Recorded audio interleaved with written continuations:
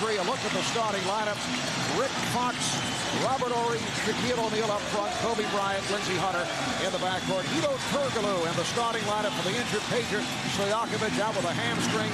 Weber and Divac also up front. Christie and Bibby in the backcourt. Christie was a question mark with a bruised right knee, but he is giving it a go. The Kings with 3 straight wins. They've won 7 of their last 8. It has not been a wonderful week for the Lakers. They did beat Detroit at home on Friday, but on successive nights lost to Dallas and in San Antonio by 16 and 18 points. And it's controlled by Weber. To the reverse to get it going. Fox being played by Turkoglu here at the start. Kobe Bryant guarded by Doug Christie. That's a major concern of head coach Rick Adelman. Can Christie last the whole game because of the injury? And this is a sparked-up Kings club here at the beginning of the ball game. Well, the way that Chris Webber started tells you that he is really into this ball game, and you know he has some slow starts. They struggle. And Webber gives the Kings a 4-0 lead. Chris Webber playing under a tremendous amount of scrutiny today, but the Lakers have not been playing good basketball. Kobe Bryant just doesn't seem right. Robert Horry not able to hit. Divac pops it down to Webber, but overthrows. Now that's a little over-optimistic. Rick Adelman talking to us before the game, pleading for patience from his team, pleading for discipline. Vlade a little over-amped on his first opportunity. Yeah, but I think that the Kings really feel and sense the pressure that they've got to beat the Lakers today. They know that the Lakers feel they can pull them away in the playoffs. Oh, what a beautiful change of pace move by Kobe Bryant. So the Lakers on the board. Robert Horry has the gargantuan task of trying to slow down Chris Webber. Christie not able to hit from downtown. You'll see 2 deliberate or 2 distinctly different styles of play. The Lakers want to walk it up and set up, and the Kings want to try to get down quickly. Shot clock down to 5. Here's Bryant with Webber stepping out defensively. Rick Adelman saying that the real key is on the offensive end for Sacramento, and Mike Bibby is the factor. Turkoglu from downtown. Hedo Turkoglu making only his 5th start of the season against Denver the other night of the Kings' last game. He had a career-high 31 points, 10 assists, also had 9 rebounds, so 1 shy of his first triple-double. Christie on the steal, chased by Hunter. The foul.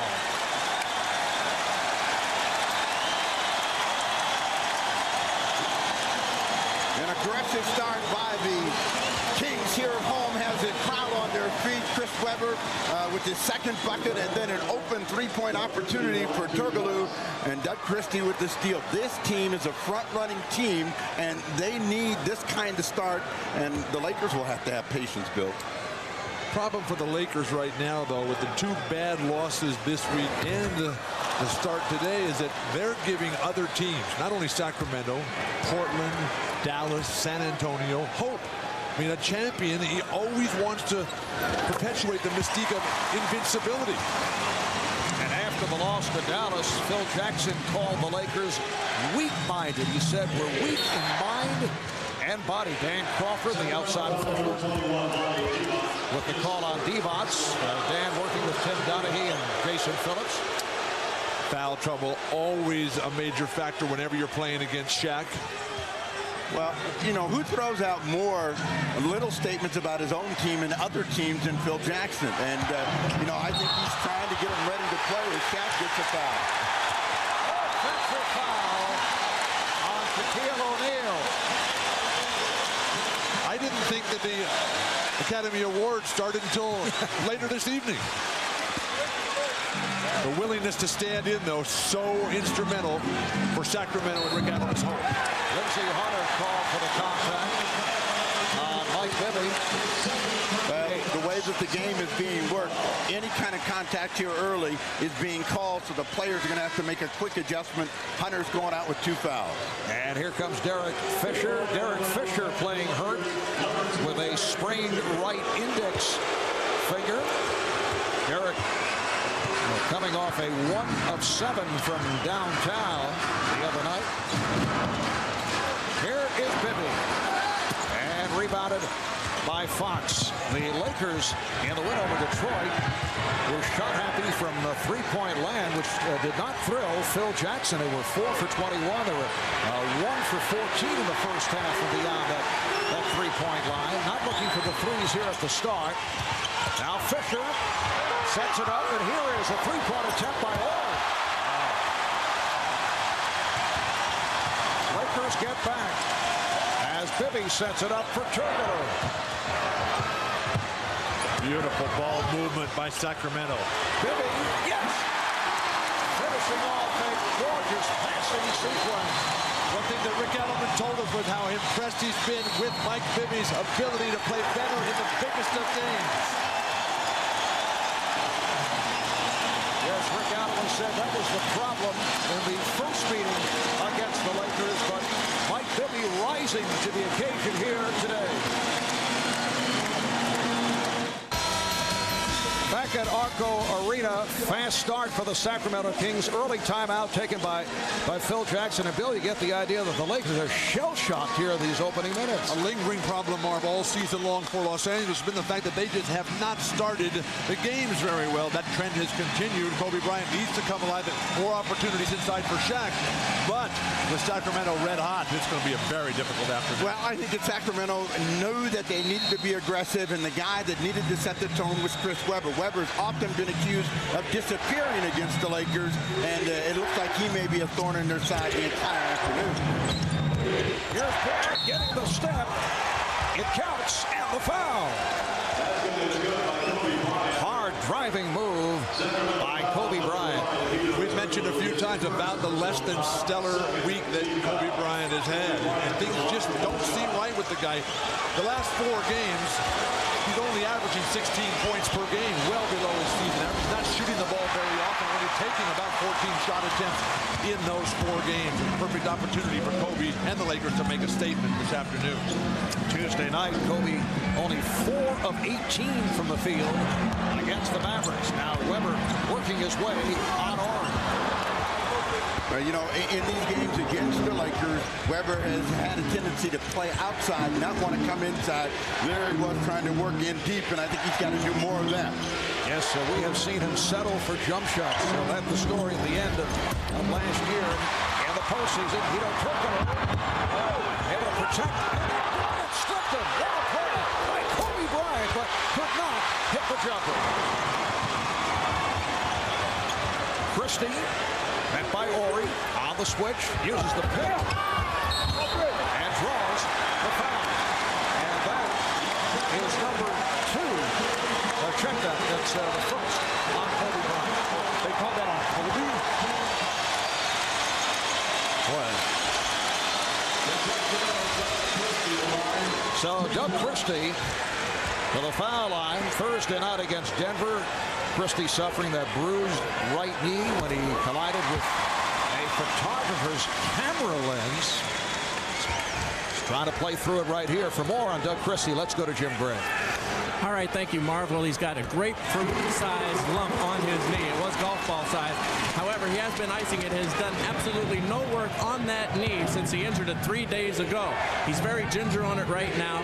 Rick Adelman says he won't tell me the truth. When I spoke to Christie, he says it's feeling a little bit better, but they will keep a close eye on him. Now, as for Shaquille O'Neal, he told me that he is under wraps by the coaching staff, as you see Rick Fox make a basket, under wraps not to go after every rebound, not to try and block every shot, to simply, Doug Christie showing no problem there with the knee, but Shaq didn't challenge him. He does not want him leaving the ground. He wants to limit his activity while keeping him in the game. He feels that he'll reinvigorate himself by playoff time and not to extend himself now in the regular season. Mark? Jim showing us his very nifty play-by-play style through, what, 5 possessions? Which may be a new Jim Gray record. Getting back to a moment ago, that last Laker foul was changed. It was not on Kobe Bryant. It was on Shaquille O'Neal. So Shaq now has 2. And the Kings very aware of that. Doug Christie just putting his head down and saying, I'm getting to the hoop. This relentless offensive attack has got to be heartwarming to the Arco loyalists here. But you know, when you're under wraps, it always leaks out. If Scratchy got it, you know that the Kings got it, and so they'll be attacking Shaq the entire afternoon.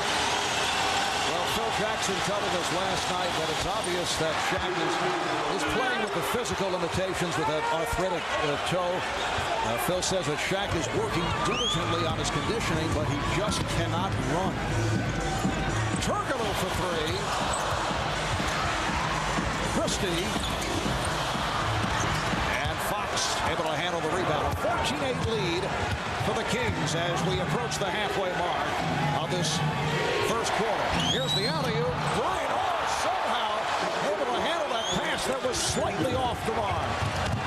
When you get beat back door, oh, beautiful pass. When you get beat back door, don't sit there and mope about it. Get right back up the floor like the Kings just did. 6 points for Chris Webber. Now Shaq down deep. Finds Fox. Oh, Rick Fox knocks down the rainbow. Rick's been playing a lot better in the 7 games since he shaved his head. I'm not quite sure that's a real strategy for improving and getting out of a slump. You know, he's a real superstitious guy, and whatever works for him at the time is what he goes with. So the hair wasn't working, and I'm sure it disappointed his wife, but he said, you know, I got to try something. And suddenly he shaved his head, comes out with a great ball game, and you can see that Rick Fox, 7 points a game. With all that hair. Maybe it's too much hair. Then he cuts it off, and he's gotten 12 points, including 5 straight games right after shaving it off, of double figure games. And you're always telling me how cerebral he is, so maybe more hair is getting to it. The problem with shaving the hair, Steve, is that it's got to be somewhere. So that means it's on the inside with the tendency to scramble the brain waves. I think that's a stat that has never been seen before on national television. Fox committed the foul, putting Turkoglu at the line. Has given the Kings an 18-12 lead. The Lakers are right back in it, you know, and they've got to play with the same kind of confidence and patience that they've had before when they've reeled this team in here. First field goal for Derek Fisher, so the Kings now lead by 4. Rick Adelman said this game will not be won in the first 5 minutes. He's got off to a 10-2 start. By Christie. Like that bruised right knee is okay. Better run into another cameraman.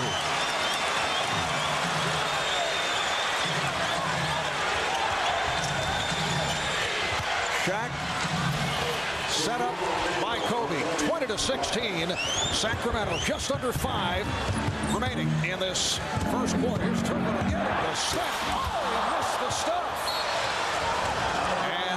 Touched by Sacramento. And the argument from the Sacramento bench is that that ball was blocked and should be Sacramento ball, but Christie just leaves Robert Horry along the baseline there and throws one down and comes right back. Now, that ball appeared to be blocked and out of bounds off Robert Horry. He hit the brim, bounced off him, but out of bounds. They got nothing to complain about. Kobe goes to the post-up, and now he is called for the offensive foul. So that is his first, and Bryant gets involved with Christie. This should be a delay of game against Kobe Bryant here. The whistle was blown. Doug Christie tried to quickly get the ball inbounds. Kobe would not give it up. They call double technical.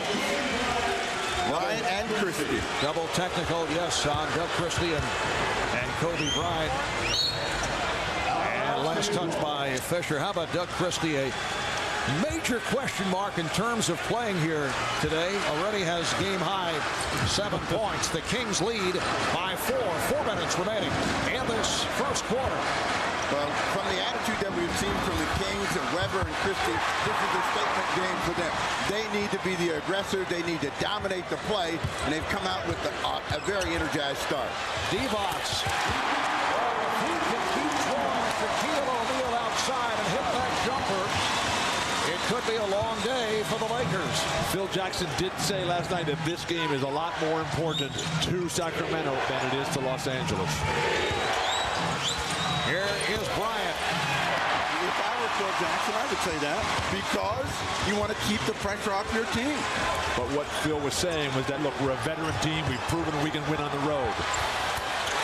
Chris Webber on fire here at the start. He has 8 points. And 8 point Sacramento lead.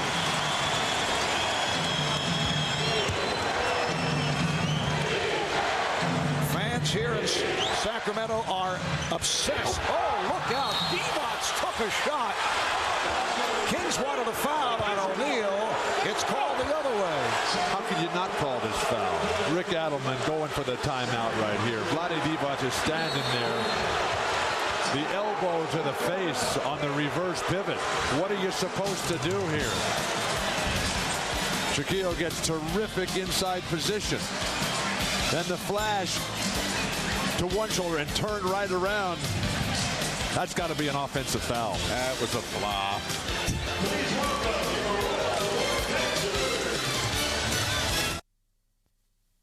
It's more important for Sacramento than it is for us. It's very important for Sacramento because they feast and believe off their home, home court. We know we can win on the road. We have a solid veteran ball club, and yet everybody'd like to have home court advantage, and we'd certainly like to take it away from Sacramento. I think it's important from a confidence standpoint. If we win this game, maybe puts a little doubt in their mind. As we touched on earlier, see Chris Webber's quote, we need home court advantage to beat the Lakers. If we don't get it, we don't have a shot. You can quote me on that. The fans here in Sacramento are obsessed with the Lakers. Lakers have eliminated the Kings from the playoffs the last 2 years. Last season, Lakers did it with a second-round series 4-game sweep. 2 years ago, Lakers won a decisive 5th game in the opening round. But of the last 21 games between these two teams, 16 of them have been won by the Lakers. Sacramento's not the only team that's obsessed with Los Angeles. Portland, Dallas, San Antonio, because they always lose to them. Well, I mean, but that's how you get to be champion and the team to beat, and that's what the Lakers try to do. They try to keep the heat on you and keep you down. Chris Webber on the follow to give the Kings a 26-18 lead. Scott Pollard has come on for Vlade Divac. Pollard trying to play O'Neal as Shaq was able to power by him. He now has 8 points. Vlade up off the bench arguing vociferously what is a foul. Kings are standing in there and taking the punishment. Shaquille is, to his credit, pivoting and moving as opposed to just lowering his shoulder. Well, but they'll let him get the ball in too deep. 26-20. Sacramento with the lead. Just under 2 remaining in the first. Bryant with the step and the foul. He was blocked. So Kobe Bryant with 8 points, and he's headed to the line. And they're calling this foul on Scott Pollard. Sacramento looking to take an awful lot of offensive fouls here. It's a tough way to win. They're calling Scott Pollard inside the arc. Dan Crawford, the referee at the left of your screen, races right over and points at that line and says, you were inside it. Shaq goes out of the ball game with the 2 fouls, and Samaki Walker comes in, so Lakers closing in. Samaki Walker in his 6th game back after sitting out with that hyperextended right elbow injury. Played 17 minutes off the bench against the Pistons on Friday. 8 points, 10 rebounds for Samaki. Here's Turkoglu. He's been off. Webber with the tip. Again. And he is fouled. I'm happy that Turkoglu is aggressive and assertive on offense, but he's mistaking activity for achievement. He's rushing it a little bit too much. He's too good a player to miss so consistently like that. Fortunately, Chris Webber has been a monster on the offensive glass. That is a shot that he can make. He's got to work just like that to get it. So, that is not mistaken activity. Rick Fox picked up the foul, a second. And he heads back to the bench. Evan George will check in.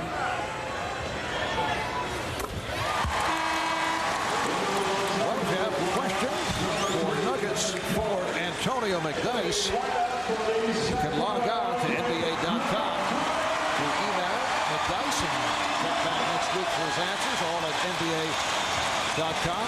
You guys have any questions for Antonio? My first question is, when's his leg going to get better? And when's he going to start playing better and get the team winning? I'd suggest you get to that computer and fire out the email. And he's very big on email. So there'll be several questions from Bill. Derek Fisher able to rise up and hit the three. As I mentioned, just 1 of 7 from downtown the other night against Detroit, and here are the Lakers with him too. One of the things I love about Derek Fisher, he plays better on the road by the numbers than at home. Turkoglu spinning his way and rejected by Horry. George able to save it. They get the new clock. Bobby Jackson has just checked in. Trying to go cross court, and George picked it off. Here's Fisher taking it to the rim and then trying to hand it off. Weber on it with 40 seconds remaining in this first quarter. Turkoglu stopped by Horry. A wild pass, but it leads to a foul against the Lakers. And when you have Chris Webber working this hard in terms of his pursuit of the ball on the offensive glass, flashing into the post, he's going to get a call like that. Foul on George. Both teams over the foul limit. So Webber to the line. Chris Webber, incidentally, has declined to talk about allegedly receiving payments of $280,000 over a 5-year period from a one-time Michigan booster by the name of Ed Martin, after a federal indictment accused Martin of making loans to several University of Michigan players, including Maurice Taylor and Tractor Trailer and Chris Webber. Webber did say yesterday it appears that he's evading the issue, but there's nothing to say. He testified before the grand jury in this case 2 years back. Staggering sums of money what they're talking about for high school players, student athletes. Mind-boggling. Half minute remaining in this first quarter. Here's Bryant. Rebounded by George. Considering how quickly and how hard the Kings started out, the Lakers within 4, they're in pretty good shape. Holding for the last shot. Christie on the foul. Sacramento is over the foul limit. Christie picks up his first. One problem, though, for the Lakers, even though they've battled back and stayed within contact, 3 Laker starters have 2 fouls. Fox, Shaq, and Lindsey Hunter. All right, as Kobe Bryant goes to the line with 14 seconds left in the first, let's go to Jim Gray.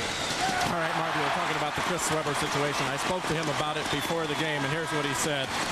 I have been cleared of all of that. I have spoken to the authorities. There is nothing left for me to do with that. I've been totally cleared. I have no further comment. Mark?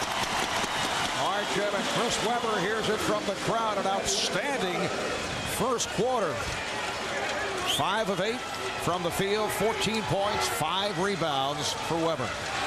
Well, the Lakers are going small here in the final 14-5. Walker comes out of the ball game. Lindsey Hunter with the 2 fouls back in.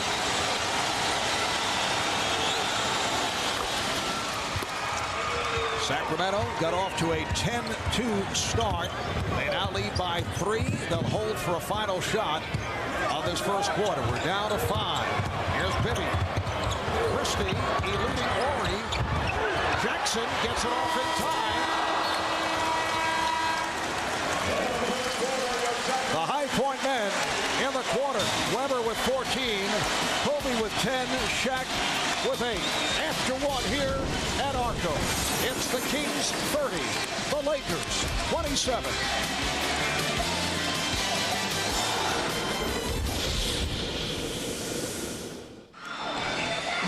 The Sacramento Kings today going without their all-star forward Peja Stojakovic, sidelined by a strained right hamstring, and the Kings have managed to hang in despite injuries to key players. Webber, Stojakovic, Bibby, Divac, Christie have all missed games. In fact, when Webber missed the first 20 games, they went 15-5.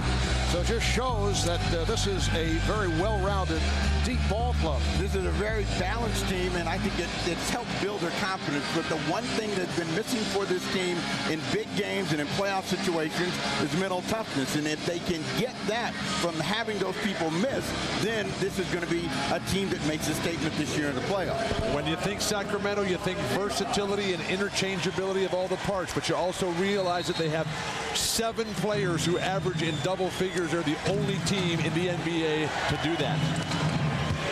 Second quarter is underway, and the Kings have a 30-27 lead.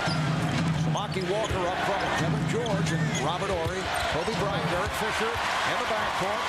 Off the turnover, here comes Bibby. Christie and Bibby at the guards. Turkoglu, Divac, Jackson up front. Bibby not able to hit, and it's last touch by Horry. Now that's kind of gaudy number there when you think about it. After leading at the end of one, they don't lose a ball game. But again, they are playing the defending champs, and they got a great start, and they're only ahead by 3. The Lakers rarely lead after one all season long. Here is Turkoglu.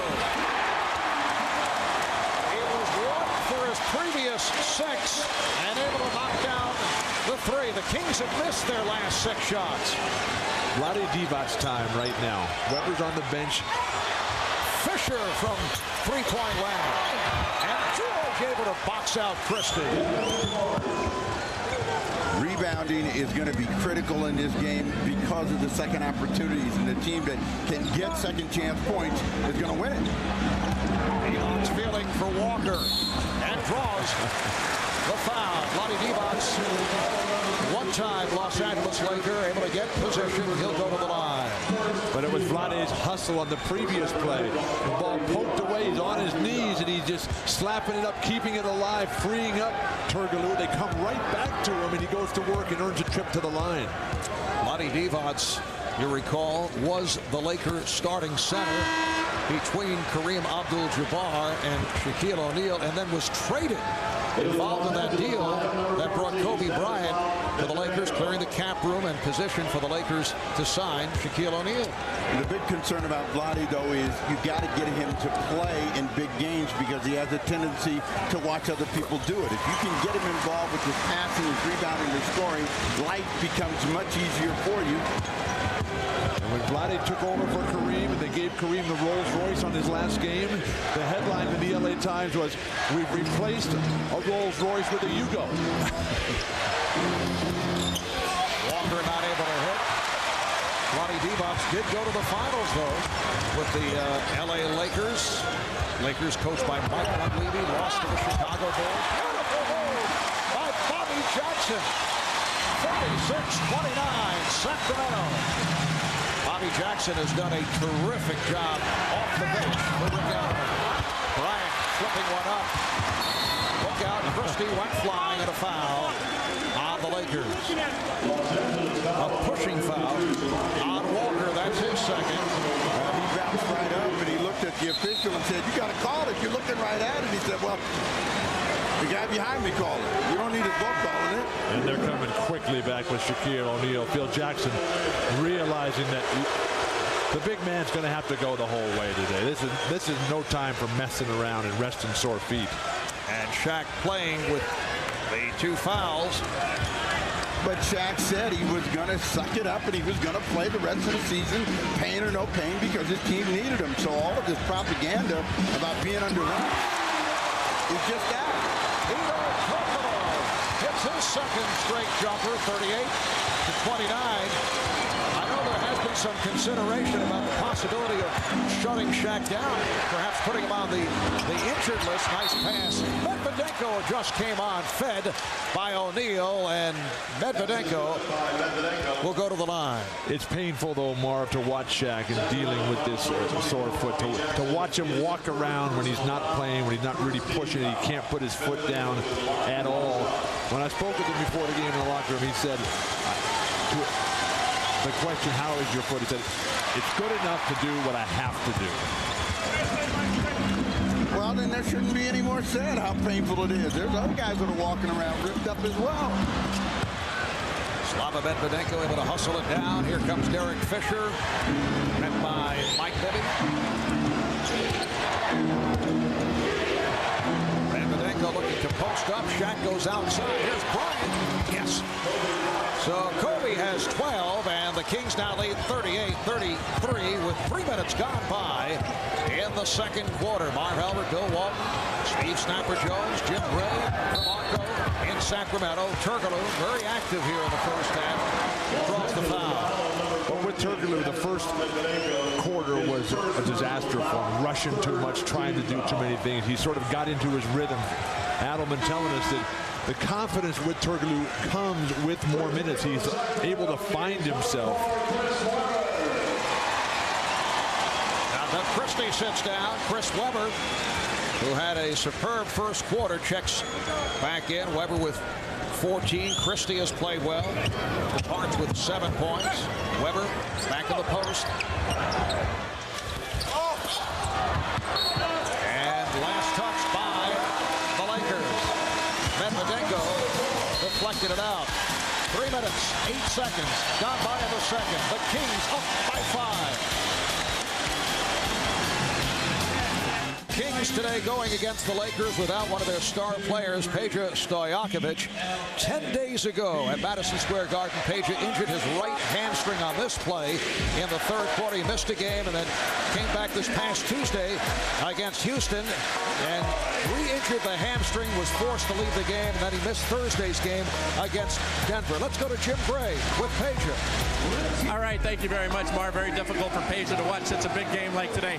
Peja, what is the prognosis? Do you have any idea how long he'll be out? I don't know. It's day by day, and we'll see. I want to just make sure next time I come back that I'm 100% ready. It's very tight and very sore. In fact, Rick Adelman told us before the game he's concerned that it could snap. You maybe rushed back a little bit early the other night, so he doesn't want to do that again. Are you concerned that it could snap? Well, that's why I want to make sure next time I come back that I'm ready and it won't happen. This is the same thing, but it's still late in the season, and I don't want to throw everything in the water right now. I just want to make sure I'm ready for the playoffs. The coach went on to say that he'll probably shut you down Tuesday night for sure against the Clippers. Is the hope to try and get ready for the 6-game road trip? Well, I'll be with the team in the 6-game road trip, and hopefully I'll be ready for the game. Paige, have you ever had anything like this before in your right leg? No, not really. So. It was the left leg last time. Left leg last time, a long time ago. We wish you all the best. Look forward to seeing you return. Thank you. Marv? All right, Jim, Peja Stojakovic has had a magnificent season. Second straight stellar year for Peja Stojakovic.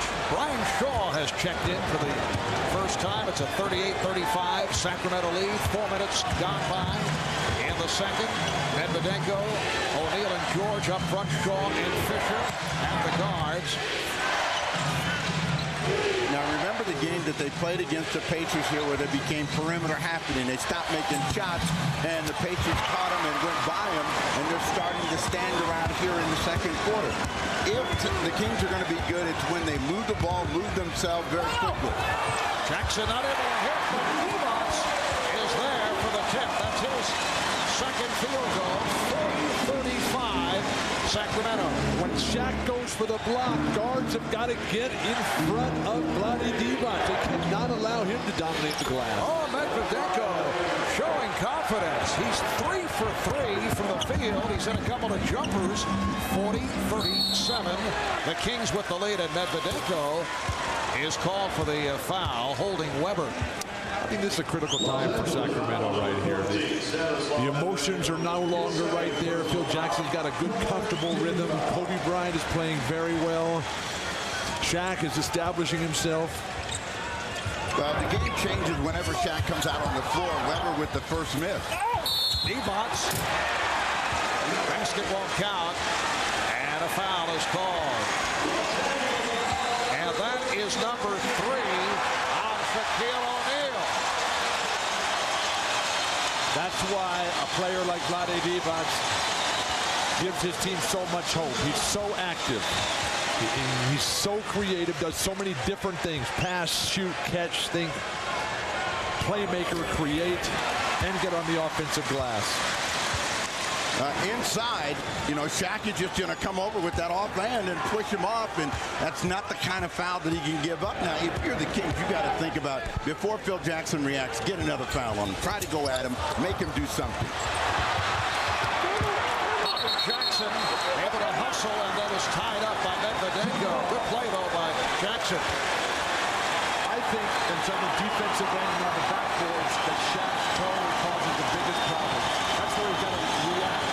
That's where he's got to be able to move numerous times in ways that he's not prepared to. Well, Phil Jackson leaving Shaquille O'Neal on the floor.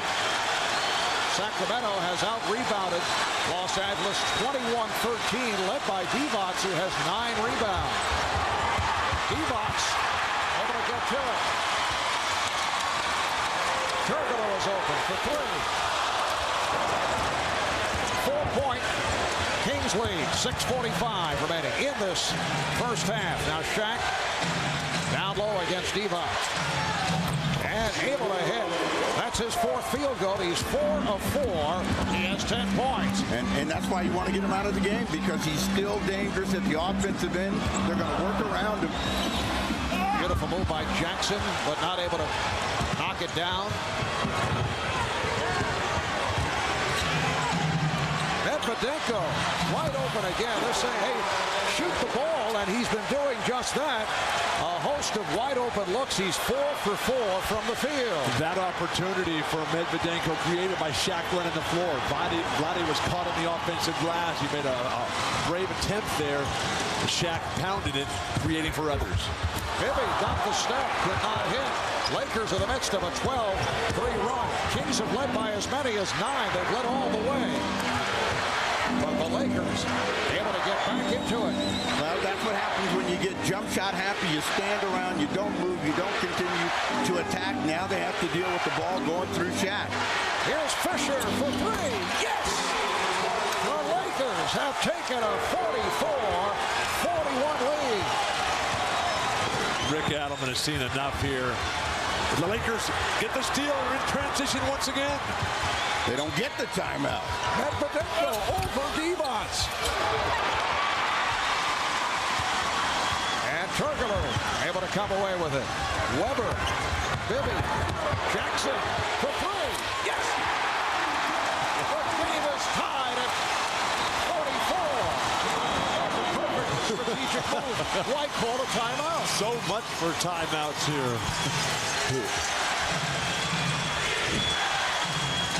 Just under 5 remaining in the half.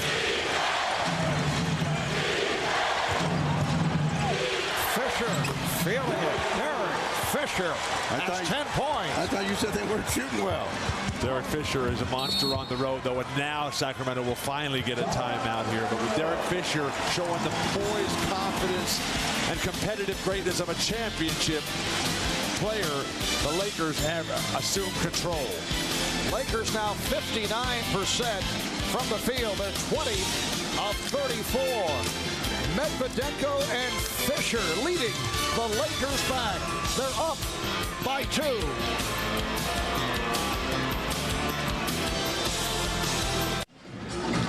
Well, this Lakers spurt has been sparked by the combination of Derek Fisher and Slaven Medvedenko, a couple of guys coming off the bench.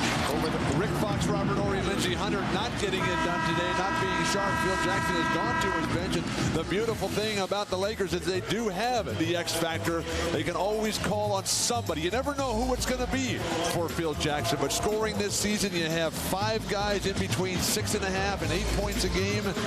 You know that at least one of those guys, and usually 2 or 3, is going to come and bring it today. It's been Derek Fisher and Medvedenko. But Phil has always done this. He's kept one of his real stars out on the floor with that group.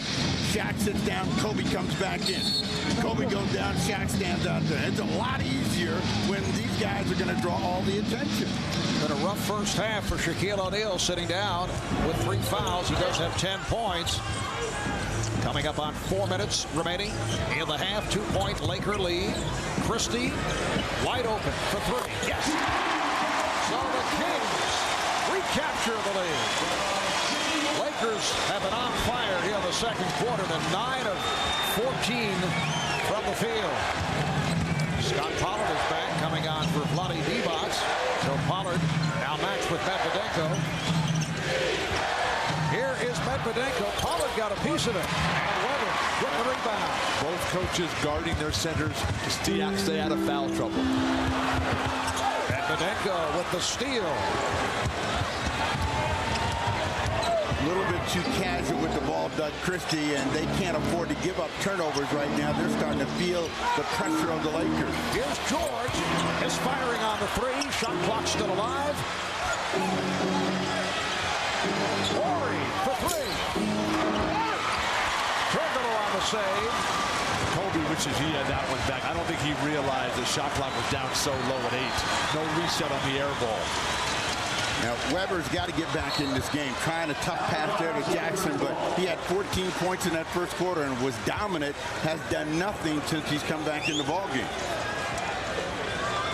And that's why there always is the question of, are you disappearing, Chris? You know, because you got to play big in every appearance out on the floor in order for them to beat the Lakers. A great player like Chris Webber, he should live for these moments.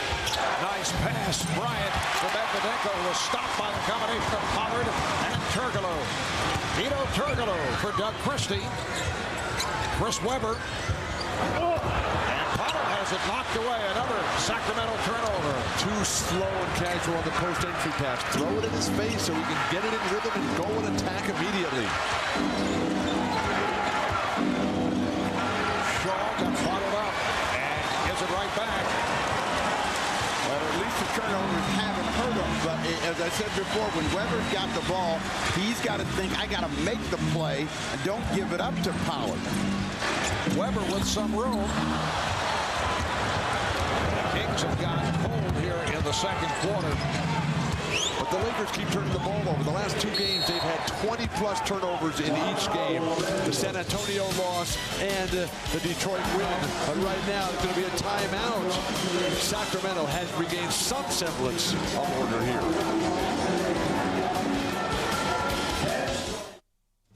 Hannah Storm in our studio in New York with all the guys. Coming up on Verizon Wireless at the half, we're going to look back at the day's games in the NBA, and a lot of them had playoff implications in the Wild Eastern Conference.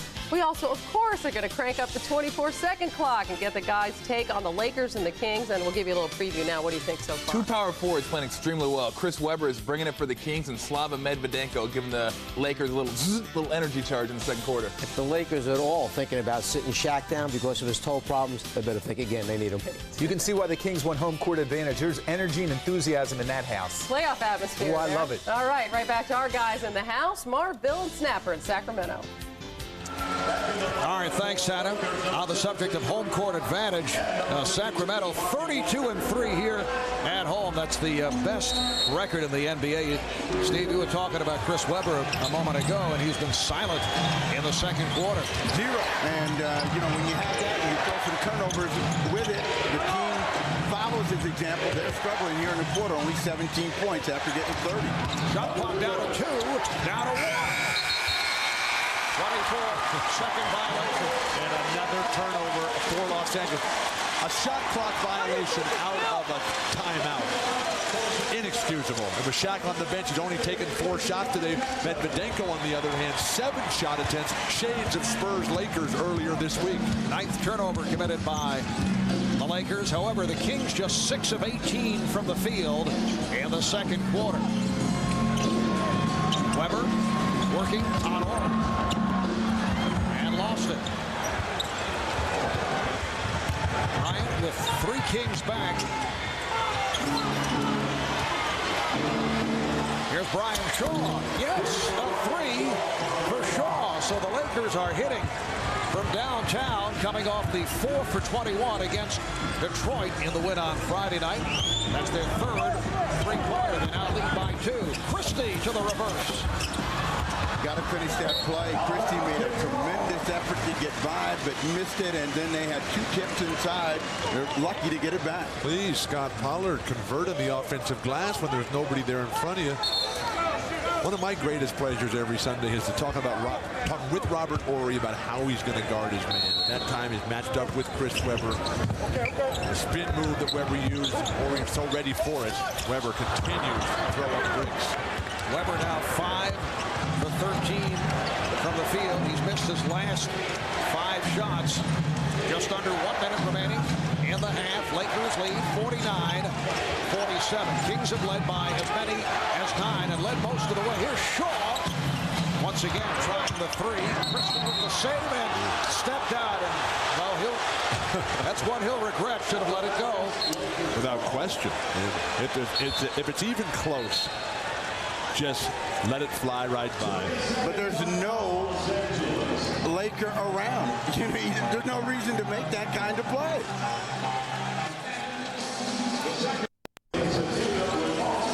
So the 22nd timeout is called.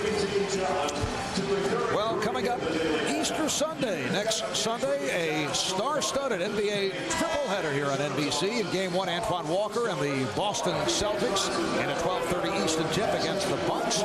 Following our 12 noon pregame show. Then in Game 2, Michael Jordan and the Wizards go up against Dirk Nowitzki and the Dallas Mavericks. And in the nightcap, a battle of 2 of the best in the West. Shaq, Kobe, and these Lakers take on Tim Duncan and the Red Hot Spurs, who have won 12 straight coming off the win last night over Miami. That'll be next Sunday on NBC. And we'd like to thank the management of the Boston Celtics, who adjusted their schedule and changed the game time. They go early, as we mentioned, a 12:30 Eastern tip against the Milwaukee Bucks. Christie with the steal and step out of bounds. How big are his feet? That was a terrific steal, though. I mean, to come in and get this ball underneath Kobe Bryant, right under control. Bang, he just stepped in there, but he's on that sideline. Notice how he reached with the inside arm. A reach with the left arm there would have been a foul, automatic call. It got the steal there, unfortunately, just a little too close to the sideline. The Kings, though, the offense just disappeared in the second quarter. Shaquille O'Neal checking back in with 36 seconds remaining in the first half. Going into today, Sacramento 49-18, best record in the NBA, in front of the Lakers by a game and a half. 2 over Dallas, 2 over San Antonio. Turkoglu, yes. The game is tied at 49. 20 seconds remaining in the half. So Hedo Turkoglu got off to the slow start, but he's come on. He now has 12. The Lakers work the clock down. 10 seconds in the half.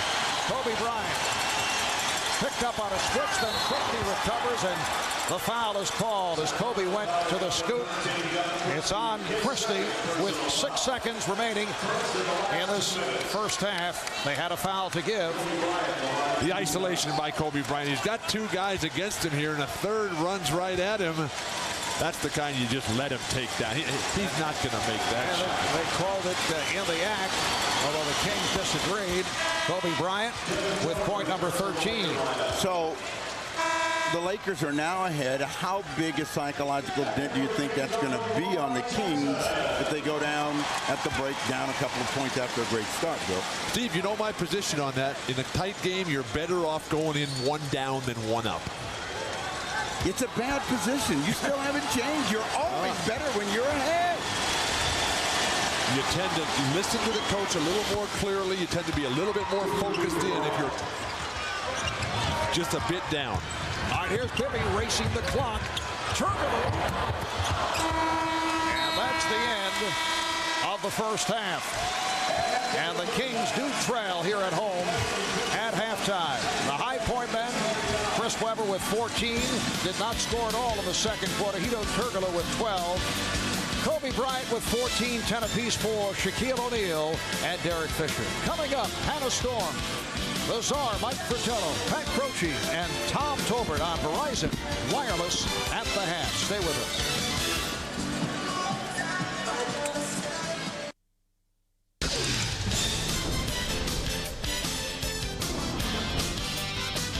This is Verizon Wireless at the half. Verizon Wireless, we never stop working for you. And it's halftime in Sacramento. The Lakers lead the Kings by 2, 51-49. And Hannah Storm back in our New York studio along with Tom, Mike, and Pat. And guys, what do you think of the first half? Well, the Lakers took the initial hit. Sacramento came out of the gates. They were flying, got up by 6-8 points. The Lakers come back. You remember back to last year's playoffs. What was the key?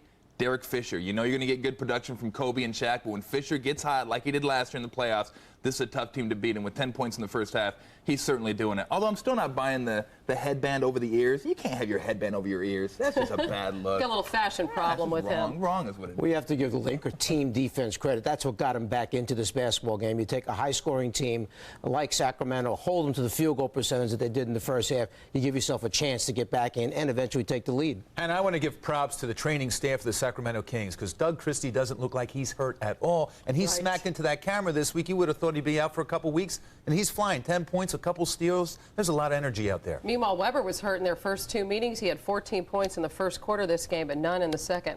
All right, now turning to the East, 5 intra-conference games this afternoon. And we begin with the Celtics in Detroit to face the Central Division leading Pistons. Pistons went on a 15-0 run in the third. Jerry Stackhouse here, the nice reverse, and draws the foul. You know, he's doing a great job this year, not only scoring, but getting his teammates involved. A much better team than when he jacks it up 25, 30 times a game. Well, Boston went on a 9-0 run. There's Pierce. He had 35, but Ben Wallace was the story today. Unbelievable. And 28 rebounds this guy had. He does it all. He's a glue in the middle. He blocks shots. He defends. He's unsung, but this team wouldn't win without him. Could be Defensive Player of the Year. Orlando, Milwaukee, Doc Rivers, and George Karl. Come on, no Grant Hill, no Mike Miller, no Tracy McGrady. What chance does the Magic have? Not much, Mike. Glenn Robinson with the 3, and Robinson going to work down low here. The Bucks cruise 110-85. Meanwhile, talking of injuries, the 76ers playing without Allen Iverson and hosting the Knicks. Don't count them out, Hannah. Don't count them out. This is when Coach Brown uses his best and genius on the court. He'll have plays for everyone. Latrell Sprewell picking Speedy Claxton off there, but Speedy gets his revenge, blows by Spree on the next play. They're up by 4. Time winding down off the miss, and Claxton is off to the races. Philly goes on to win. They don't call him Speedy for nothing. Look at him. Mimi. All right, so they're 2-0 now. And look at another one cheerleader, Bubba Chuck himself. Charlotte visiting Indiana, Conseco Fieldhouse. And the Pacers had already lost to Charlotte once this week, and they were down by as many as 18 in the first. Look at their O'Neal here. Charlotte plays better on the road. They're a road team. How about Mashburn? Big day today, a game-high 36. Slowly but surely, they're moving themselves up those rankings. They've won 6 in a row. All right, Michael Jordan and the Raptors, Air Canada Center, and Jordan's 3rd game back since his knee injury. Check out Lamond. All right, this was a key play in the game. Yeah. Alvin Williams on the miss. Jordan the rebound. Antonio Davis tears it away, lays it in. That would be the game-winning basket, but Jordan thought he was fouled there. Well, how does it feel to be someone like me out there? Well, I tell you this, if he was wearing a red uniform and that was 3 years ago, believe me, that would have been a foul. All right, the Wizards one last chance, and Jordan in and out. Well, the Raptors hang on to win, and Peter Vesey was there afterwards asking Michael and his coach about the perceived non-call. I thought he got fouled. I mean, it looked like he had him on the hand and ripped it away from him, but they didn't call it, so there's nothing I can really say, Pete. We've had about 4 or 5 of those at the end of the games this year, and we haven't gone our way at all. 4 or 5 times this year. It's been pretty frustrating. I just felt like the referees basically just, let that go. They swallowed the whistles, and it couldn't have been more obvious. I mean, I felt like I had the ball, had the rebound, and whacked on the back of the head a couple times, and they get away with the rebound. Michael, you made the playoffs every year since you've been in the league. If you do not make it this season, is that just a statistic, or is that a streak that you're particularly attached to?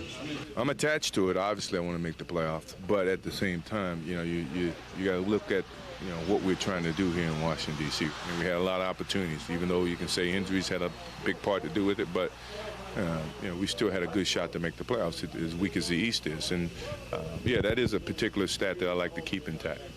Well, Jordan said afterwards this game could come back to haunt him. Washington, Toronto, and Miami, all 3 of them now 3.5 games out of that final playoff spot in the East, and it's topsy-turvy, especially with these injuries. Well, I would say you could forget about Toronto with Carter being out, but since they've won 2 in a row, maybe they can make the playoffs. If I'm New Jersey, the one team I don't want to see in the first round is Miami. They have the experience. Alonzo Mourning's rounding into form. And the one thing about New Jersey that I see, though, is they're the only team in the Eastern Conference with single-digit losses at home, which means they take care of the home court. They may be tough to beat, but It's the Eastern Conference. It changes like daily. Hey, Ken, there's only a difference between 8 games from top to bottom. Well, if I'm looking at a team coming on right now, it's the Charlotte Hornets, even without Eldon Campbell because of the hamstring. How about Mashburn since he's come back? He's playing sensational. Don't you? You love Charlotte. He's terrific. They've won 6 straight. Hey, they are. They're playing well. All right. Meanwhile, the leader in the East, the New Jersey Nets, playing the Atlanta Hawks tonight.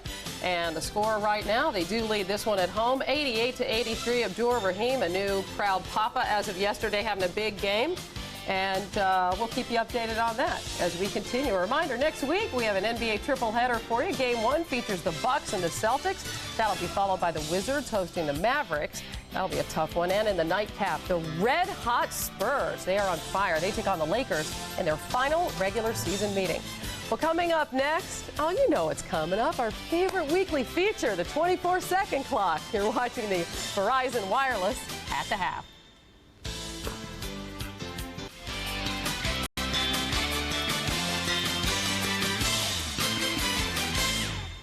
Halftime in Sacramento, as expected, a good game. The Lakers lead the Kings by just 2. And back in New York with our Verizon Wireless at the half. And yes, it's that time once again. We crank up the 24-second clock.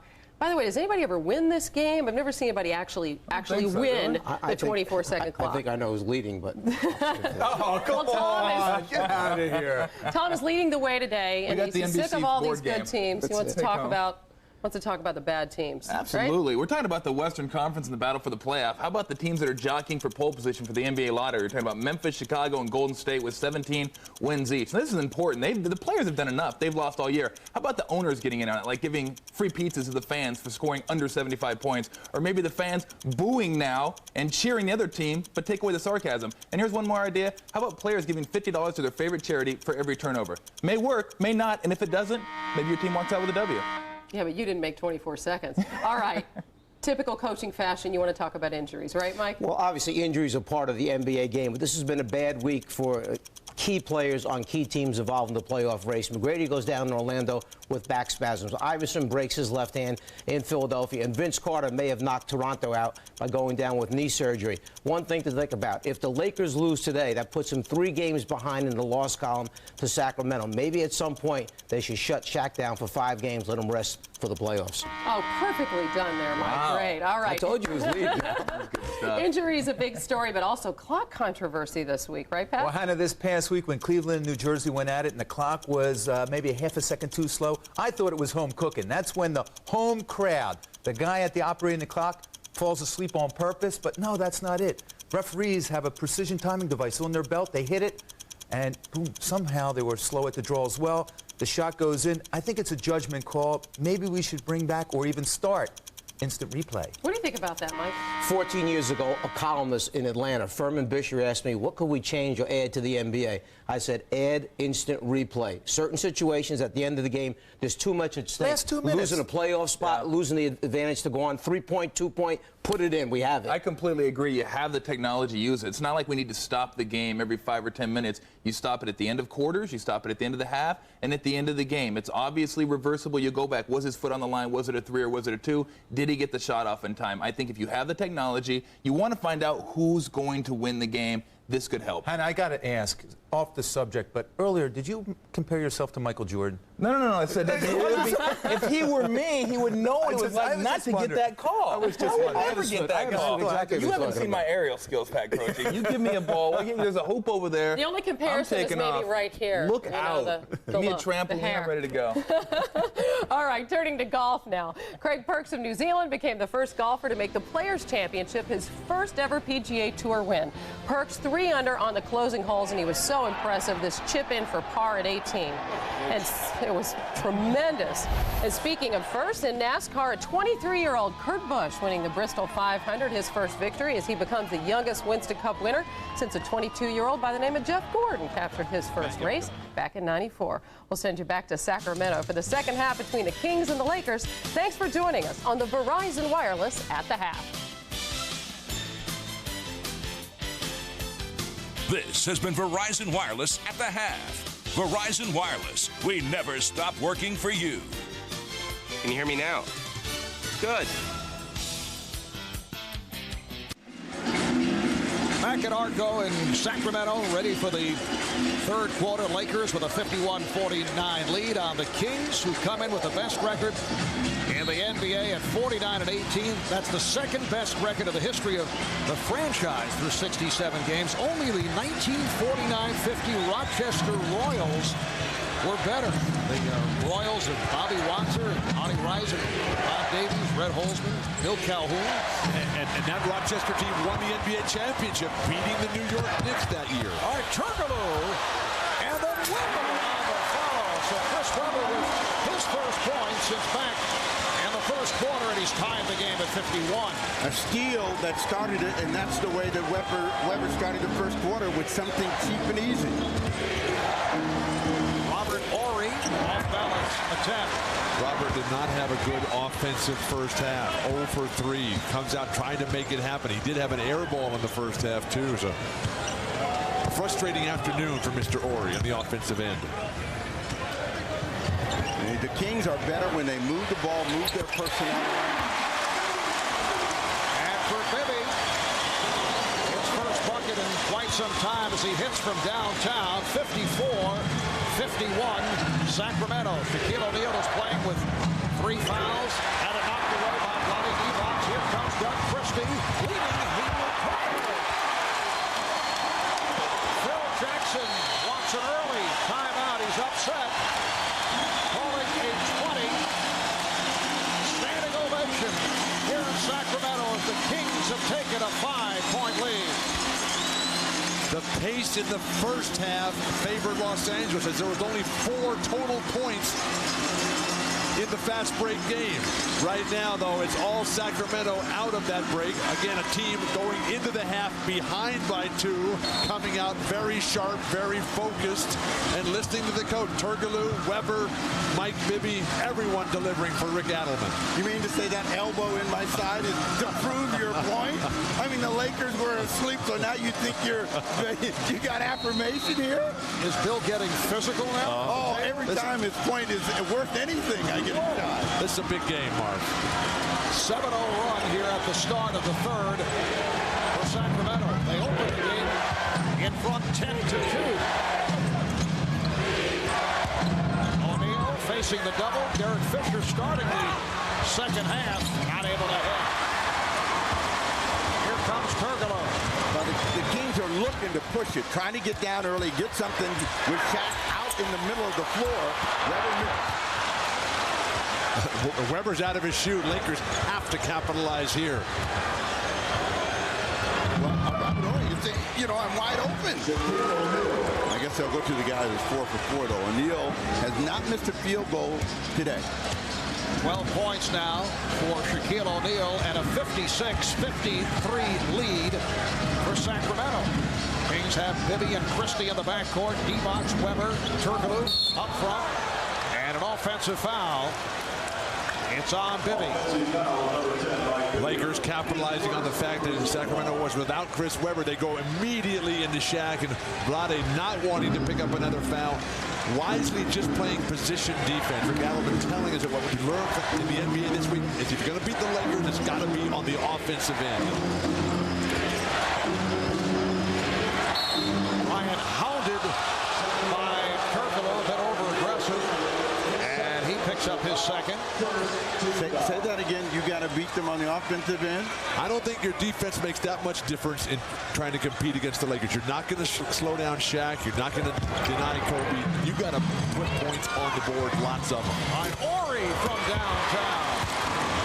Turkoglu got off to the slow start. 1 for his first 6. He has come on at both ends. In the last game for the Kings here Thursday night, career high 31 points, 10 rebounds. Bibby trying to draw the foul. Well, Mike Bibby looking in the direction of the official, but the last 2 times he has not really gone with the authority of wanting to make the shot. Bryant being played by Christie, gets it to O'Neal, and Shaq will shoot 2 as he took the hit. Shaq's moving. Even though he's got the bad foot there, he's coming from one side of the court to the other. He's stepping up. He's not just standing there trying to throw guys out of the way. But every one of of Shaq's efforts have been within 5 feet. And when he's this close, you're just not going to be able to shut him down. And so they're going to have more pressure on the passer. Shaq's too good when he's that close. But the problem is you can't deny him that close position because he's, I think, the best player in the history of basketball at the reverse lob at the basket play. That's 3 of 4 at the line. Hitting the free throws. He comes in at 54% from the foul line. So the Lakers now within 1.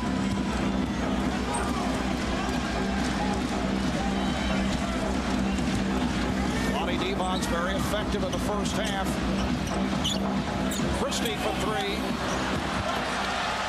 Now, this Kings team is a great passing team, but we haven't seen a lot of that passing on display. Been one pass and a shot. I think what happened, they hit shots early, hit those quick shots, and they became encouraged by it. Fisher for 3. Turkoglu once again. Pulls down the rebound. This guy Turkoglu can really play ball. He doesn't get a lot of time, a lot of exposure, but I think he's every bit as good in the end as Peja Stojakovic. Christie. Well, he's better all around, but he doesn't stick it like Stojakovic. You just said the last time he was here, Stojakovic is the best shooter in the league. He's just getting started, Turkoglu. Give him a chance.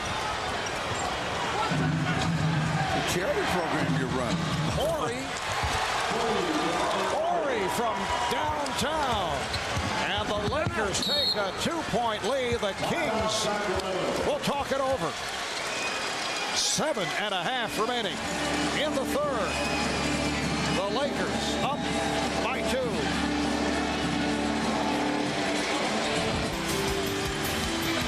Welcome back to Sacramento. The Kings, among the hot clubs in the NBA. They've won 3 straight, 7 of the last 8 games. Game and a half in front of the Lakers. San Antonio placed in the number 2 spot of the Western Conference race because they lead the Midwest Division. For Sacramento, it's game 3 of a 4-game homestand following that 5-game road trip.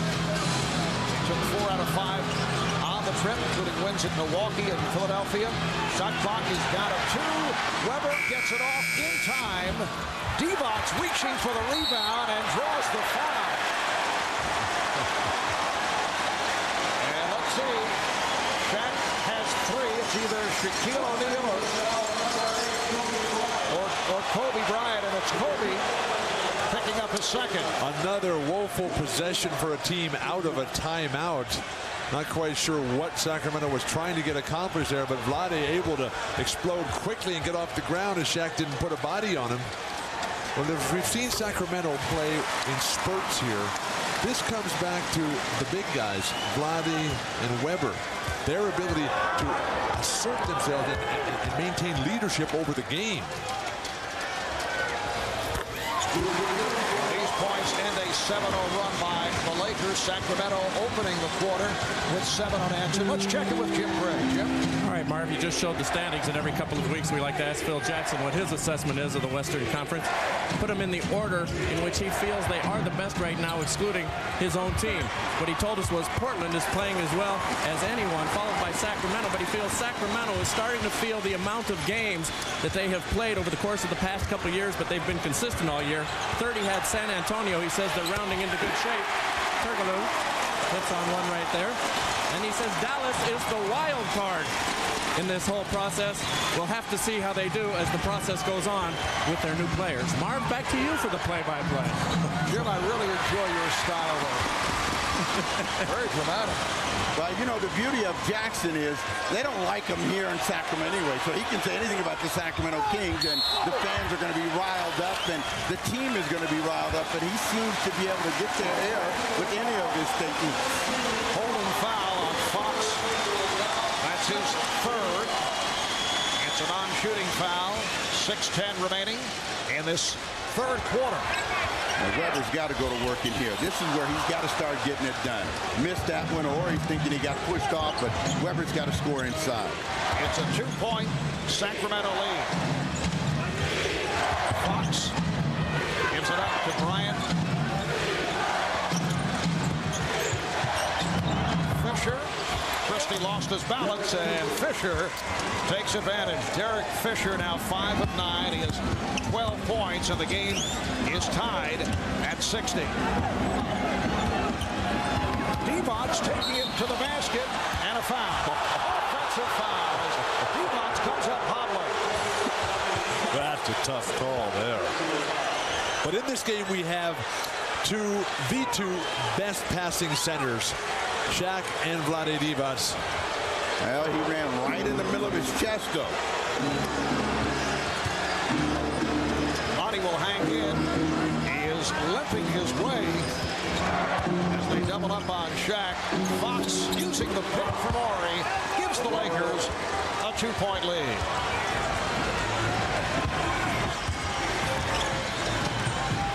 Fox reaching in to knock it away from Pergolo. 2-on-1.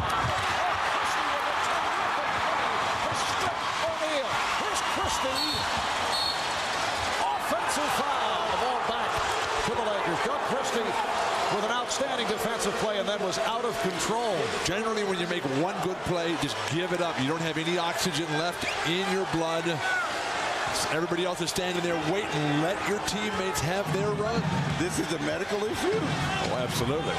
I never heard that before. A guy runs at one end and runs the other, and now he's got to stop playing? I'll see if you'd ever made a defensive play, you probably would have run into that occasion. Here comes Bibby, eluding Fox. Beautiful move by Bibby. Well, the game is tied at 62 with 4.5 left in the third. Christie with the steal. And Christie able to take it. Everybody thinking about styling, everybody thinking about dunking. Please, make a shot. I guess it was that medical problem again.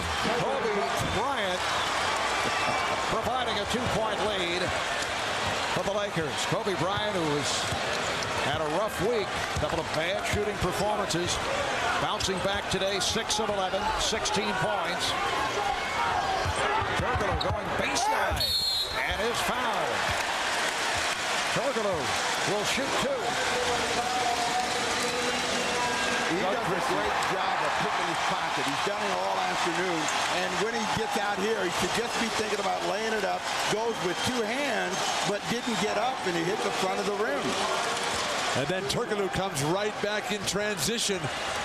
They called that foul on Shaquille O'Neal. He was nowhere near the play. That's his 4th.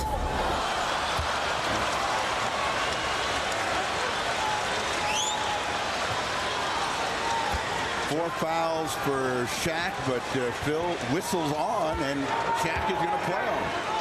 Boy, look at him. He's beat it up. Oh, he is really sweating. 64-63. Kings with the 1-point lead.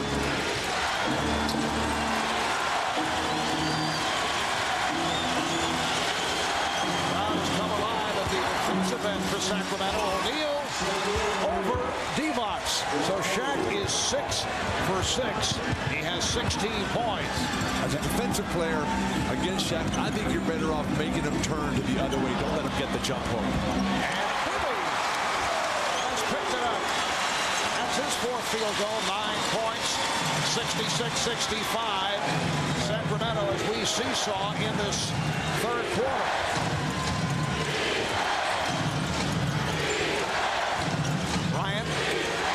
Post, finds Fox inside, rebounded by Divac.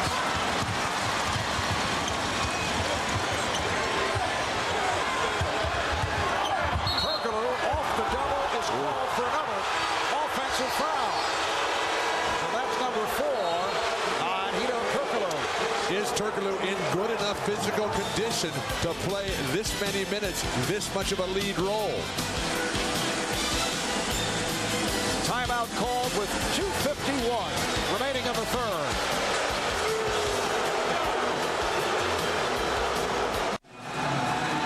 Well, they have been chanting "Beat LA" right throughout today's game. In fact, in the fourth quarter of the Thursday night game here against Denver, the fans were chanting "Beat LA." Marv, these folks here are ready today. You talk about the obsession with Los Angeles. Steve and I got here 3 hours prior to tip-off today. The fans were lined up trying to get into the parking lot for the game. 30 hours, huh? 3 hours. Oh, 3 hours. Yeah, excuse me. It seems like 30. 66-65. Lakers by 1. Here's Fisher. Yes. Well, the fans here are wanting to know, why are you leaving this guy? He's making shots today. Don't double up on him. Shaq out of the game. Kobe's going to carry the load. Shaquille O'Neal sitting down after picking up his 4th. Chris Webber continues to struggle after that fast start. Chris Webber is 1 for 10 since the first quarter. He made the first hoop of the third, and since then it's been nothing but iron. Bobby Jackson playing Kobe Bryant very well. And the foul is called on the Lakers. Offensive foul on Robert Horry. You know what a lot of NBA players do now is play for that charge. And as soon as they see somebody leave their feet or he's going to go in the air, Blotty gets in the way and gets the whistle to go his way. But you got to stay on the ground if you have an idea of what you want to do. Just don't jump in the air, because that's the last resort. But that whole sense of just running underneath guys who are in the air, that's not basketball. I don't like that at all. Samaki Walker now defending against Vlade Divac, and rejects him. The two big guys have got to step up. Divac, Webber, they've got to start taking it inside. Shaq is not in the game. They got to get some inside high percentage shots. Christie was looking for Jackson along the baseline and found Kurt Rambis. One of the finer catches of Kurt's outstanding career. All the championship rings.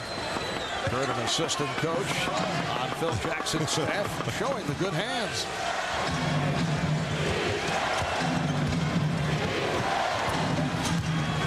Fisher at the guards. Horry up front with Walker and George. Here's Bryant. Jackson gambled defensively. And back comes Jackson, one of the leading candidates for the 6th man award, averaging 10 points off the bench. Got the step and then gave it up. Christie for 3. He's been off. Divac with another rebound. His 12th. Rebounded by Christie. Doug Christie brings the Kings within 1 as we approach 1 minute remaining in the third.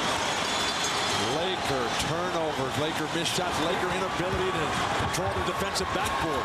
Bryant, a friendly rim for Kobe. He now has 18 and the Lakers lead by 3. They trap Bibby. Christie for 3. The game is tied at 7. That play all set up because Webber, his shoe was untied. He stopped. Robert Horry comes over to double team, and then Webber gets quickly back in. Kobe Bryant right back. So they are dueling here in the final minutes of the third quarter. The Lakers up by 2. Now Christie looks to post, puts the move on Fisher and lays it home. Christie with 17, and remember, he was a question mark because of that bruised right knee, but he has played well. Tied at 72 as the third quarter winds down. Here's Kobe spinning, draws the foul. Jackson picks up the foul, and Bryant will go to the line. Kobe Bryant loves moments like these. You got the opponent scoring, and Doug Christie just chasing ball down and making big shots, and Kobe Bryant back at the other end of the floor answering the challenge, and he wanted this last one in the worst way and won, but didn't get the hoop. It's a real tough matchup with Bobby Jackson on Kobe Bryant. Now, Doug Christie has 3 fouls, so they're keeping him off of Kobe. He's playing so well in every other aspect of the game. Kobe 4 for 7 at the line, usually a solid free-throw shooter. 1 point Laker lead, and they'll hold for this final possession with the Sacramento Kings. Down to 15 seconds in the quarter. Kobe's breathing all over Mike Bibby, and Bibby should look to try to go to the hoop. Webber, yes! So that is his first field goal since the start of the third. Here's Kobe looking for the opening. Gets it off.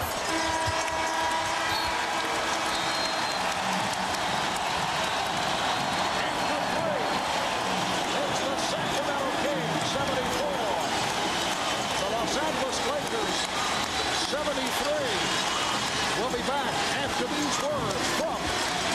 local station.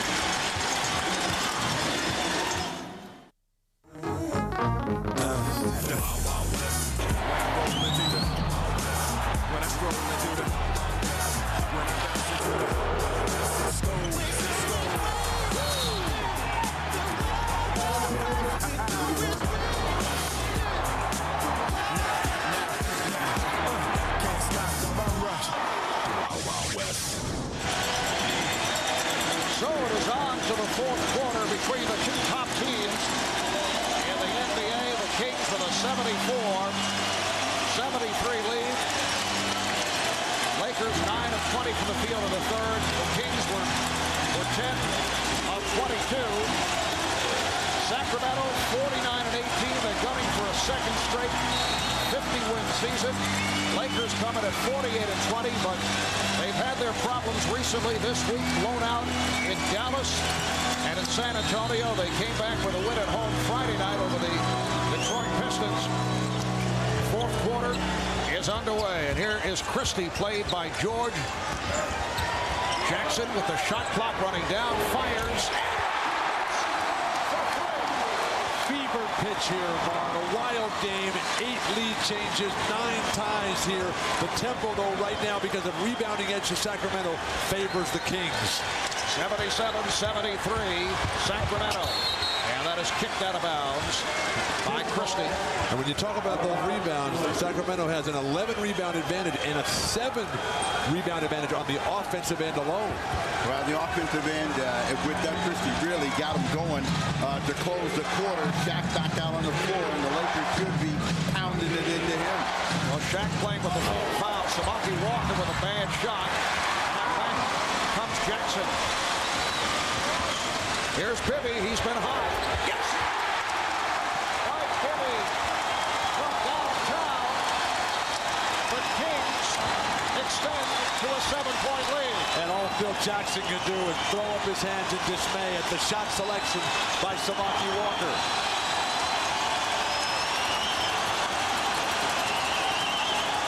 Fisher from way downtown. Oh, what a play by Devin George. He snatched that rebound. It looked like he was not going to be able to get it. Came in between and finished. 5-point Sacramento lead. Minute and a half gone by in the fourth. Weber has not been hitting with that little baby hook. Watch out. O'Neal gets down. He's fouled by Pollard. Yes, it counts. And Shaq will go to the line. The big man pounding up and down that floor, wearing that toe out. Aren't you the proponent of step on the big toe? And all I've been hearing is these sympathetic things about him running up and down. Not only that, but run him. If you're every opponent for the Lakers, you got to think maybe if we run him every single play for the next 2 months, maybe by the playoffs, that might be more of a factor than it is today. And Shaq is 5 of 6 from the line. He's 7 for 7 from the field. Cuts it to a 2-point lead. Weber gets it back. Oh, what a look away. Here's Bibby for 3. And back come the Lakers. Frantic pace in the second half. A moment ago, we saw that New Jersey net Atlanta Hawk score, and we understand that Kenyon Martin was hit with another flagrant foul. Here's George. Devin George has tied the game at 80. That's flagrant foul number 6, making for 8 points. And if the NBA upholds that flagrant, it means an automatic 2-game suspension for Kenyon Martin. And this on the heels of a private meeting with David Stern and Russ Brannick. This has become a weekly event for Kenyon Martin. He has to learn to temper his behavior. You know, when Rick Adelman started growing that beard, it was blonde, and now it's gray. And with those kind of plays, you can understand why they get a 7-point lead, and it's tied up again. O'Neal going twice. Shaquille O'Neal 8 for 8, 21 points. Not bad for a guy who's hobbling on that arthritic toe. 21 points, 6 rebounds, 5 assists. Lakers in the midst of a 9-0 run. with just under 9 remaining in the fourth. They lead by 2.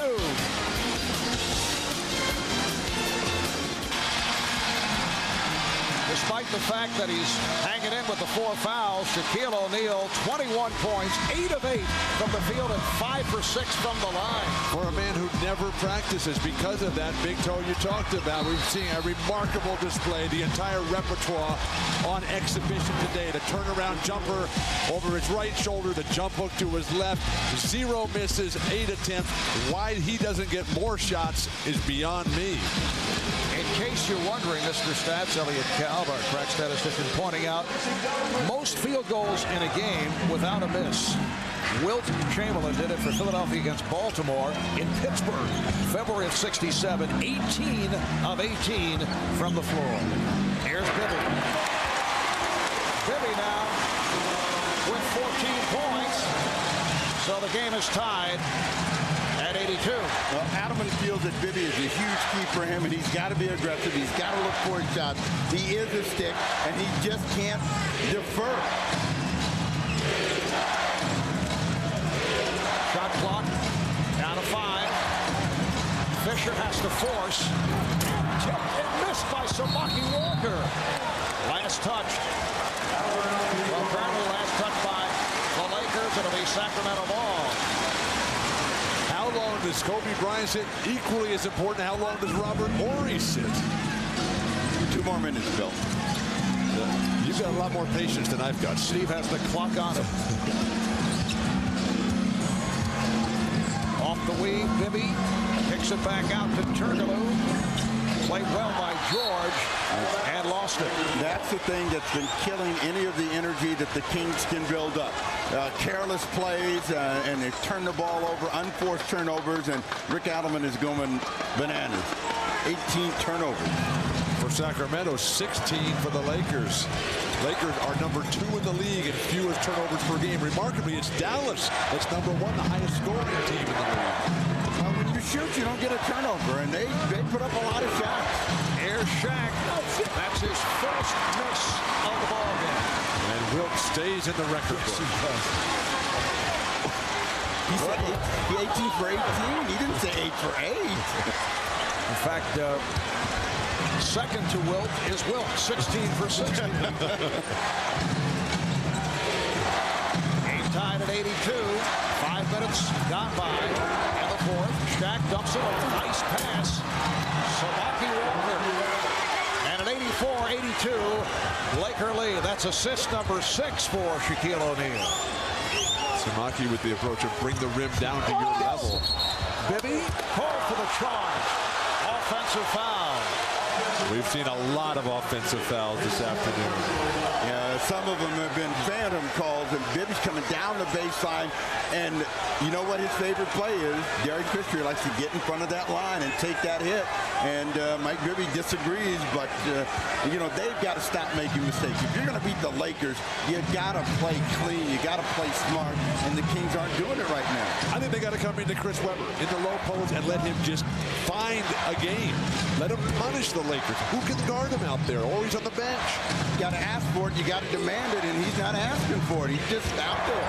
Webber came out flying, and then invisible in the second quarter. Devin George from downtown, and Devin George has provided a lift for the Lakers. He now has 9 points, 87-82. The Lakers bouncing back after trailing by 7. They were down by as many as 9 in the first half. Turkoglu's pass picked off, turnover to 20, committed by the Kings. They're trying to be too fancy. It started with Chris Webber's wild look-away swing pass to Bibby that took him out of his rhythm, and the Kings have not found anything since. Turkoglu all over George. And Jackson able to come away with it. Bobby Jackson, Bibby in a collision with Fisher. Fisher shaken up. A lot of contact, but no whistle on that play. Timeout has been called with 5:55 remaining in this fourth quarter. This is a foul. It's not a foul. If you don't call that, why is there a rule book? They both got to the ball at the same time.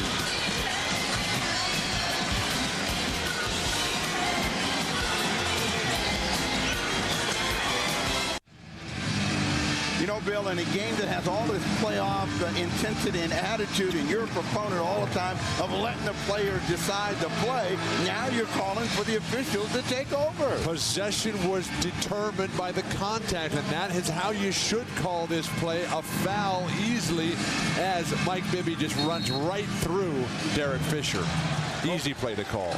Kobe Bryant has checked back, and you see Derek Fisher complaining. To no avail. 87-84. Lakers up by 3, just under 6 remaining in the fourth quarter. Bryant played by Christie. Shot clock down to 5. Here's Kobe. Yes. Kobe Bryant with 23 points. 9 of 16 from the field, and the Lakers with an 89-84 lead. Chris Webber very quiet in the second half. His foul from behind by Robert Horry. It's the second team foul the Lakers. Let's check in with Jim Gray. Jim? All right, Marv, Derek Fisher is out of the game right now. He's a little bit shaken up, but he has not left the game due to injury. He's just left the game because he had played a substitution pattern. It was time for Kobe to return. Marv? Oh, Hedo Turkoglu taking a poke in the eye. A battered Sacramento team can ill afford this. Now this one really stings, and he went right to the floor. Evan George reaching in, looking to knock the ball away. Caught Turkoglu in the right eye. It's the Sacramento trainer Pete Youngman out to take a look. And a timeout called by the Kings. Ball comes up high, and as he comes back around the other way, he got nicked. I don't know if that was Devin George. No, that was Robert Horry from the weak side with his left hand reaching in. As George's hands are well above the play. Robert Horry puts that left hand with the Three Stooges defense, and it works magnificently. Apparently the foul on George for the block, but it was, looking at the replay, was Horry who made the contact. I don't think the referees were going to call a foul until Turkoglu just basically had to go to the floor because of the extreme pain. Well, we now know why the surprise look on Devin George, because I didn't touch him. Turkoglu will sit down. Looked like Vlade Divac was hobbling around. We saw him come away limping when he left the game earlier.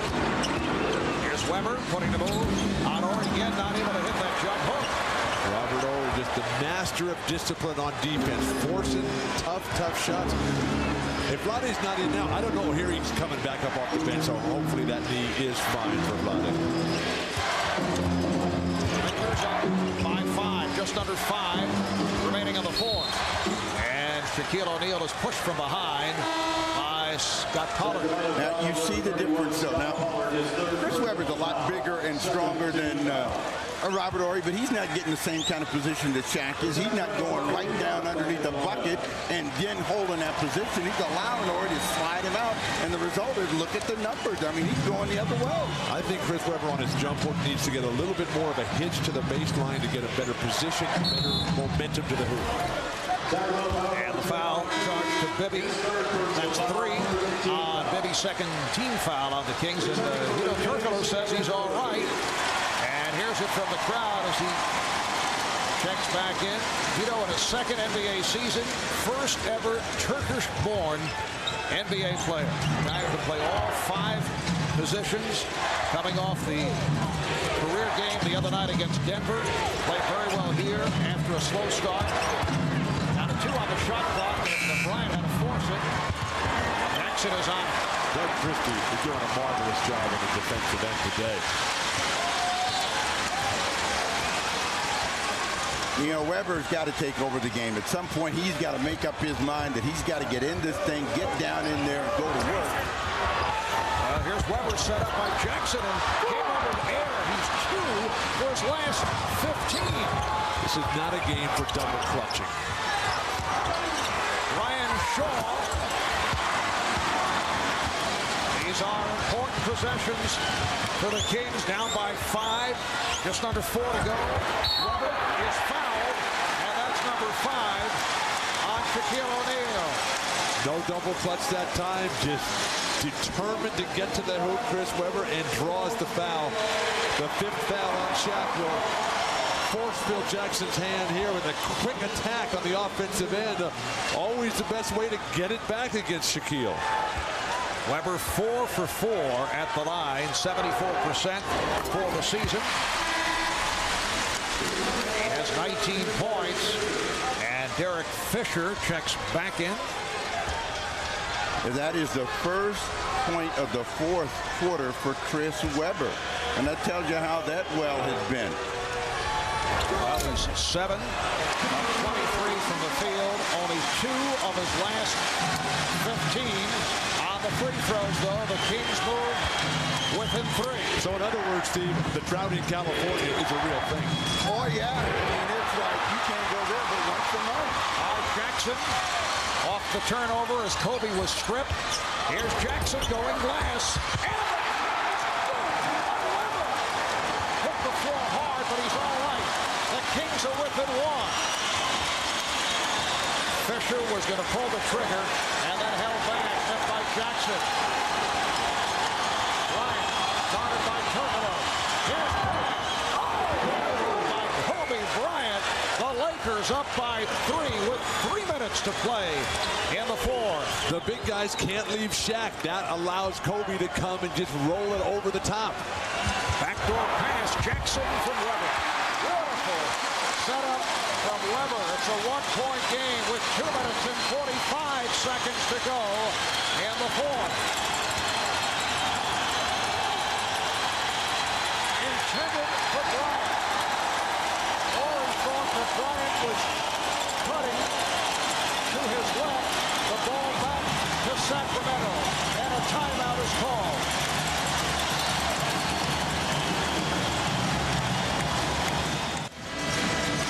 A stirring finish to what has been a sensational ball game. Well, the crowd has been up the entire time, and it's plays like this. Weber's been struggling, but a tremendous effort to just finger the nail tip, get that one in. And then Kobe comes right back. Vlade has to stay home with Shaq.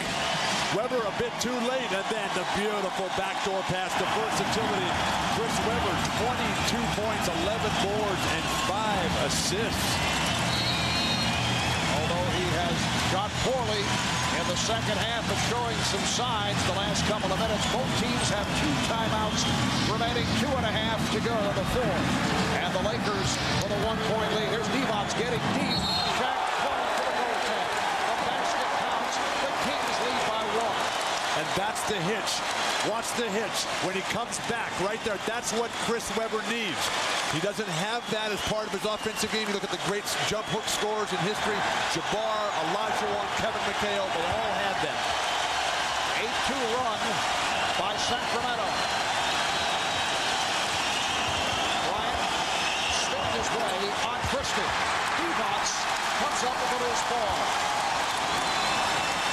We're approaching 2 minutes remaining in the fourth. The Kings lead by 1.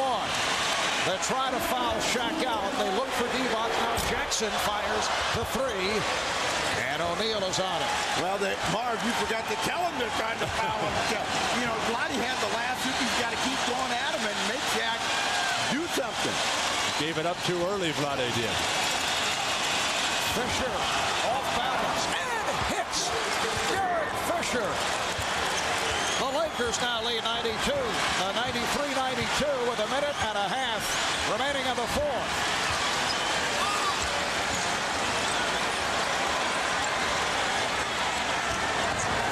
Jackson gets the step.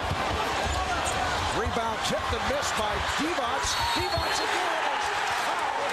That's number 6 on Shaquille O'Neal.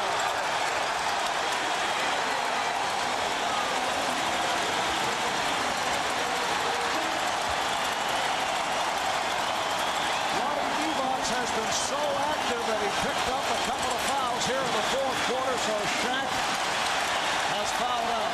But remember, 2 years ago on the Lakers' first run to their championship against Indiana, Shaq fouled out late in the NBA Finals. Kobe took over. Same opportunity today. Lakers still right there with the 1-point lead. Only the second time this season that Shaquille O'Neal has fouled out.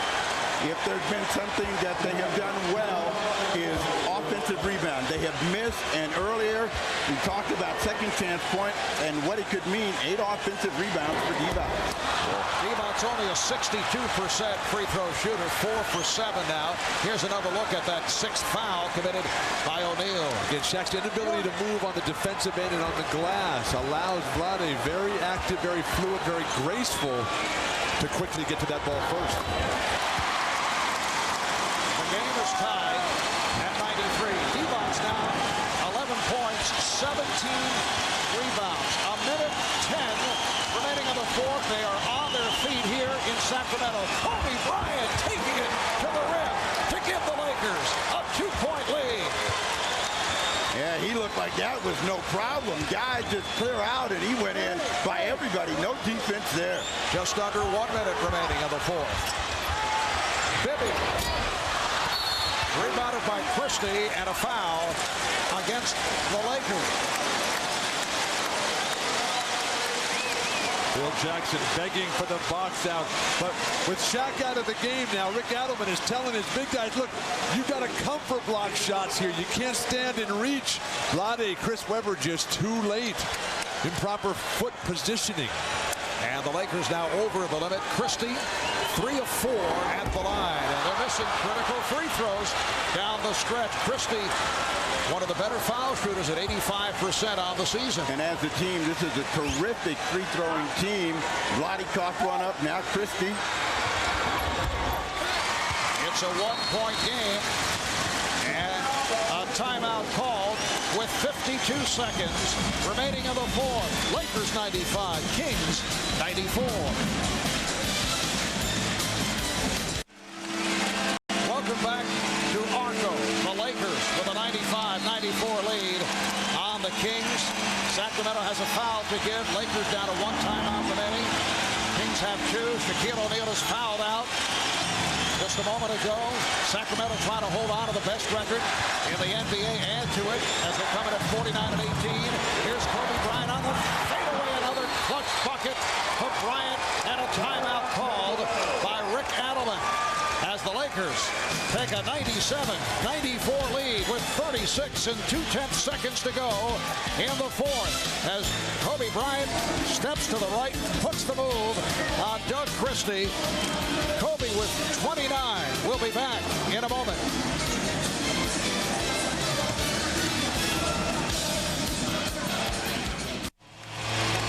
Great ones don't struggle or disappear for very long, Bill. That's what competitive greatness is all about. We saw it a week ago with Tracy McGrady. Kobe Bryant isolated on the weak side pinch post of the triple post offense. Just torches Doug Christie. Christie's had a good game defensively against Kobe, yet Kobe still has 29 points. Lakers up by 3, 36 seconds remaining. Kings need a quick hoop, but just a quick 2. They're right in the game. Webber. And there it is. To cut it to a 1-point lead, 97-96. We're down to 25 seconds. Sacramento does have a foul to give. Lakers playing the clock. Kobe working it down against Christie. And now the Lakers take time. So they have 9 on the shot clock with 13.5 seconds to go in the fourth. Sacramento should have taken that foul to give right then, or earlier on, right at the beginning of that play. Lakers using their final timeout. 1-point game. It's the Lakers 97, the Kings 96. And for this 1-point lead, they have 9 on the shot clock, 13.5 remaining in the fourth quarter. Lakers using their final timeout. Shaquille O'Neal through for the day, fouled out earlier this fourth quarter. Only the second time this season, and they are able to inbound into the backcourt. Down to 10 seconds. 3 on the shot clock. Down to 2. Down to 1. Fox is blocked, and the Kings call for time with 5 and 2/10 seconds remaining in this fourth quarter, and they have an opportunity to pull it out. A shot clock violation on Rick Fox and the Lakers, and so Sacramento will get it back. Sacramento elected not to take a foul, make the Lakers come up with something. They forced the ball away from Kobe Bryant, and this looks like a good shot for Fox, and it's slapped away. Too slow, wasting too much time for Los Angeles, but now all the pressure comes immediately, and let him go to work. Don't let those shots, those seconds tick away here for Sacramento. All right, so they got 5 seconds. So they were better off not giving the foul. They got plenty of time to get a shot. They can get 2 shots in 5 seconds. 5 seconds. That's not very much time at all, Steve. Against this Laker defense, even though Shaq fouled out, stopping a sure Vlade Divac's hoop. And the Lakers are over the foul limit. New Jersey said 0.5 of a second wasn't enough time, and Cleveland won a game, so a shot can get away in a hurry. Chris Webber had the strong first quarter and then cooled off. He has shown signs here in the fourth. 6 of his 24 coming in the fourth quarter. The Kings going with Christie, Jackson, and Bibby, along with Turkoglu and Webber.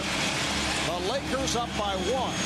5 2/10 seconds remaining in the fourth. Sacramento using its final timeout, so they must be able to get the ball in play. They do. Bibby for Webber for the win.